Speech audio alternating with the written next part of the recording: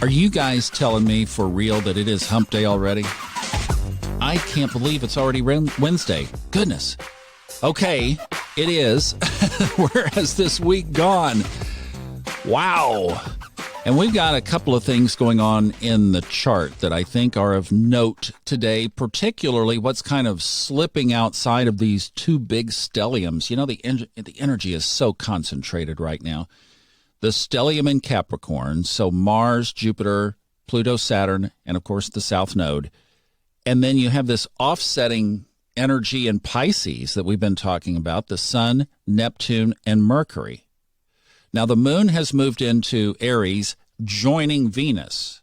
Chiron is also there in Aries as well. The Moon is square Mars. It actually squared Mars basically for most of us overnight. In the U.S., it will be pulling away from that, but there is that little bit of sharp emotional energy right now. So if you had that last night, maybe today you just turn the phone over and you don't check your email until about 3:30 this afternoon. That would be a good solution to that. Be a good way, a great way to play it.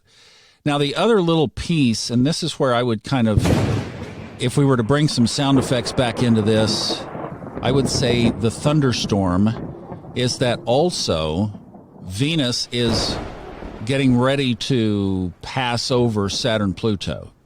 So Venus is moving off of the square with Jupiter. Still is in a square relationship, but it's moving off and it's heading right into the lair of Saturn, of Pluto first and then Saturn. So let's take this square off the table and just go back and say, how many people do you know right now that are dealing with a relationship challenge or have been at least in the last 6 to 8 months? And that may or may not include you. So with Venus and the Moon in Aries, the fire of Aries, squaring off to Saturn and Pluto, that's why I played the thunderstorm. Now, let's look at the other side of the energy here too. So if you have a great relationship, this would be a really good time to take the relationship to a deeper level, possibly by doing something. So Mars action is what I'm going with that. Taking action, doing something together, taking some kind of action toward a goal or a phase in the relationship where you would like to be.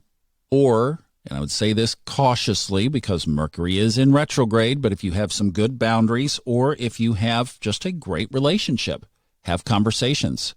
And in consciously empowered conversations, under this kind of energy, you can take things to a new level. Because especially if you approach it from a light-handed position, and that's very un-Mars, right? But if you do, I mean, this is groundwork rules, right? Saying, look, we're acknowledging the energy that's there. Let's take advantage of it. And let's have a conversation, but here are the parameters. We are not going to talk about this or this or this, or here's, ground that we're not going to go on this particular conversation. There will be times for that later.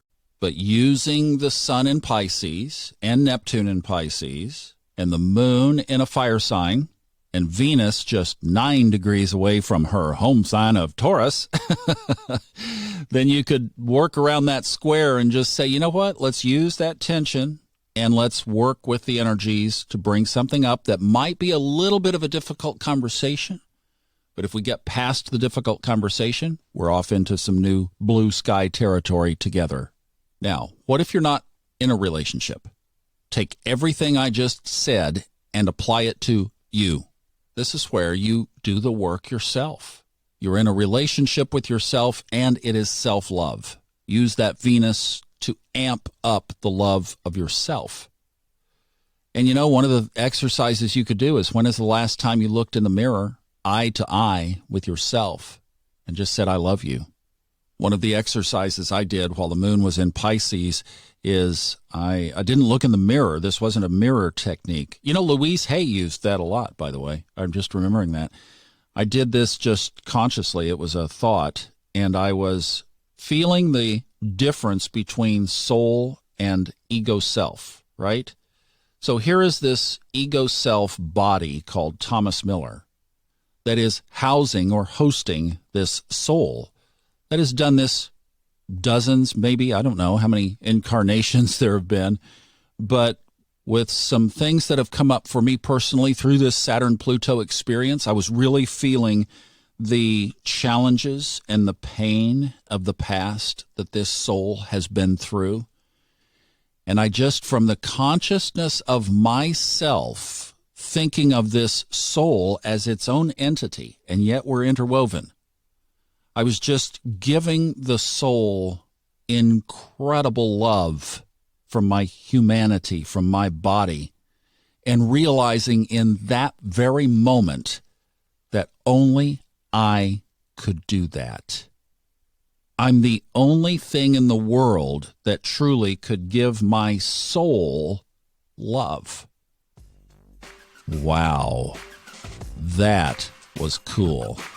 What a role we have with ourselves. And just to say, I know you've been through a lot.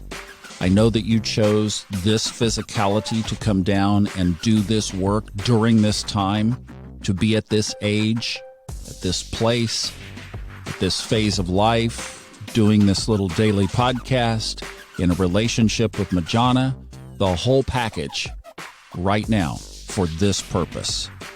And I just told my soul, as the eternal being that it is, I really love you, and I appreciate you choosing me for this partnership that we've been on, even though it's been, at times, incredibly difficult. That was just a huge moment. That was way cool. That energy is there today, too, so enjoy it. All right? Have a good hump day. We'll see you tomorrow. Bye-bye.